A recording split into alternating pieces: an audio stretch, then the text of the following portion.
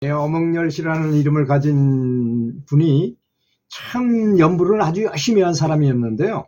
이 사람이 택배 일을 했어요. 택배 기사를 했는데요. 그래서 자동차를 몰고 많이 다니잖아요. 그러다가 이제 아파트에서 왔다 갔다 이렇게 돌아다니다가 거북길에서 갑자기 애들이 튀어나와가지고 그 차에 치이게 됐어요. 근데 애가 그만 그 자리에서 사망을 하게 돼버린 거예요.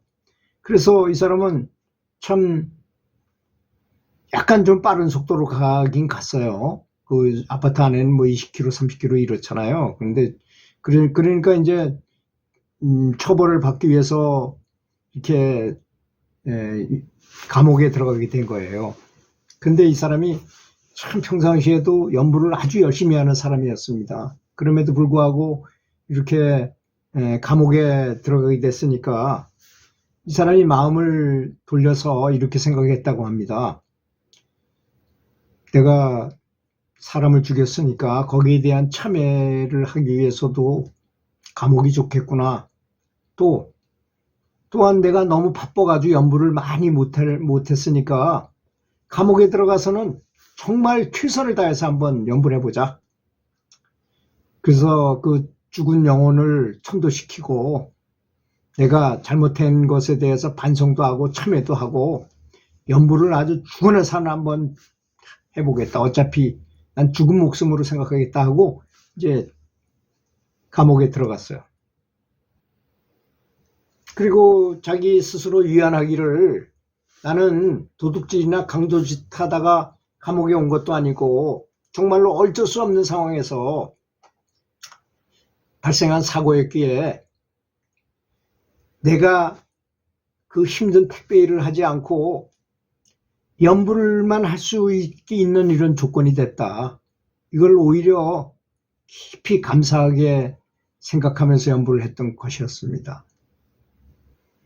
감옥 속에서도 계속 중얼중얼 계속 들릴까 말까 하는 소리로 연부를 하니 옆에 있는 다른 수감자들도 이 사람한테 계속 뭐라 그래도 계속 중얼거리는 거야. 뭐라고. 그리고 뭐 말끝마다 무슨 말만 하면 남의 아불탑을 감사합니다. 이렇게만 계속 짓거리니 그 옆 같이 수가 생활하는 사람들은 물론이고 간수들을 붙잡고도 계속 남의 아불탑을 감사합니다. 되풀이 나름대로 연부를 열심히 하는 것이었다는 것입니다. 그러니까 사람들이 어떻게 받겠어요. 누가 말을 해도 그냥 계속 남의 아불탑을 안 하고 저 사람이 무슨 말 하는지도 잘 못 알아들어. 그러니까 뭡니까? 이렇게 볼 수밖에 없잖아요. 다른 사람이 볼 때. 그래서 결국 이 상황을 그래서 옆에 사람이 막 두드러 패도 계속 그렇게 하는 거야. 맞는 중에도 계속 중얼중얼거리고 있어. 그래서 오랫동안 이 사람을 계속 지켜보는 간수가 상사한테 보고를 했어요. 이 사람은 아무래도 제정신이 아니고 정신이 돈 사람이라고 이제 보고를 했어요. 그래서 이제 높은 지위 교도관에게 불려갔어요. 거기서도 이제 남의 아불탑을 감사합니다라고 더 큰 소리로 이제 되풀이 소리를 지르니 말이야. 더 큰 소리로 지를 거 아니겠습니까? 거기 가서. 그래서 이제 결국 이 사람은 미쳤구나.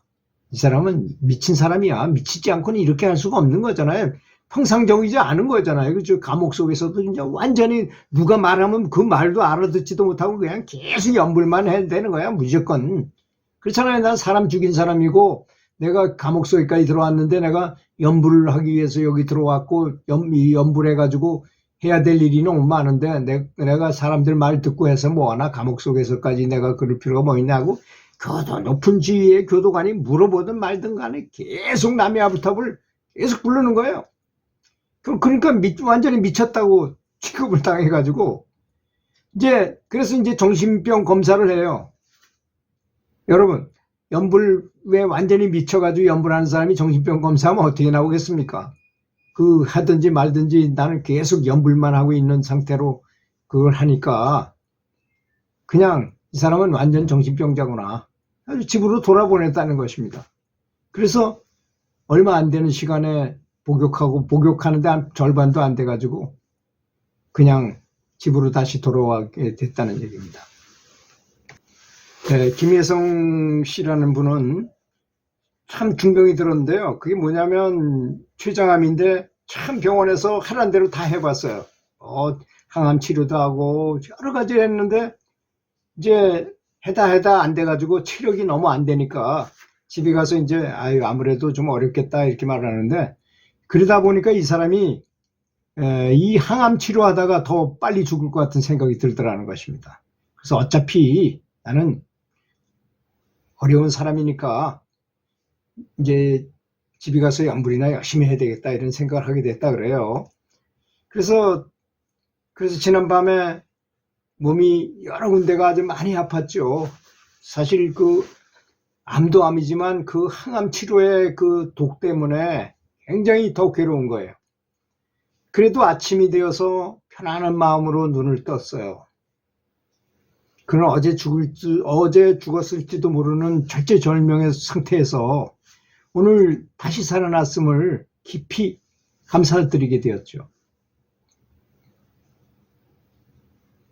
그리고 숨 쉴 수 있는 것과 아직도 멀쩡한 눈을 가지고 뭔가를 다 볼 수 있고 가족들도 볼 수 있고 사물들을 다 볼 수 있다는 것, 또 말도 할 수 있다는 것에 대해서 감사하면서 열심히 기도를 드리게 된 것입니다. 이렇게 살아있다는 것이 그전에는 몰랐는데 지금 생각해 보니까 이게 너무나 큰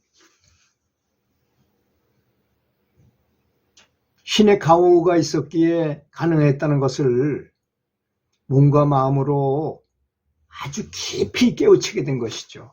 사람이 그렇잖아요. 평상시에는 전혀 모르고 살잖아요. 우리는 이 공기가 얼마나 소중한 것인지, 숨 쉬는 것이 얼마나 좋은 것인지, 들을 수 있다는 행복이 얼마나 좋은 것인지, 볼 수 있다는 게 얼마나 좋은 것인지 모르고 사는 것이죠.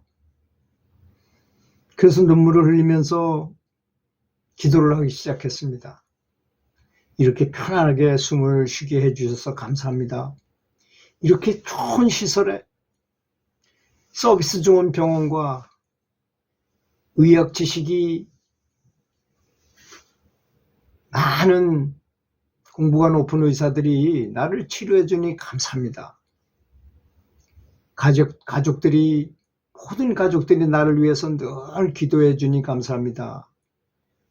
어느 것 하나 감사하지 않는 것이 없다고 생각하면서 마음을 다하고 의미를 다하고 목숨마저 바치겠다는 각오로 감사 기도를 침상에 누운 상태로 기도를 눈물을 줄줄 흘리면서 계속 하고 또 하게 되었던 것이었습니다. 그는 이제 오직 감사한 마음만이 마음속에 가득 차게 됐고 기쁨이 마음속에 가득 생겨서 전혀 다른 잡념은 들어올 틈도 없게 감사함으로 가득 차게 됐어요. 그걸 성령 충만의 상태라고 말하죠. 아주 성령이 가득한 상태가 된 것입니다. 그런데 놀라운 것은 그가 그렇게 3일을 지났는데요. 3일 만에 모든 중병이 다 나았다는 것입니다. 의사가 검사해보고 깜짝 놀라는 거예요. 어떻게 이럴 수가 있는가. 3일 만에 퇴원해도 좋다고 허락을 할 정도가 됐어요. 정말 기적을 체험하여 행복하고도 즐거운 심정이 된 거죠. 몸과 마음이 다 쾌차가 됐으니까. 감사 기도가 이렇게 효과가 좋다는 것을 말하는 거 아니겠습니까? 그러나 그 사람은 그것을 감히 기적이라고 부를 수 없더라는 것입니다. 아주 겸손한 마음으로 다시 살아난 기쁨에 몸을 떨면서 평생 동안 감사 기도를 하면서 살겠다고 각오를 했다는 것입니다.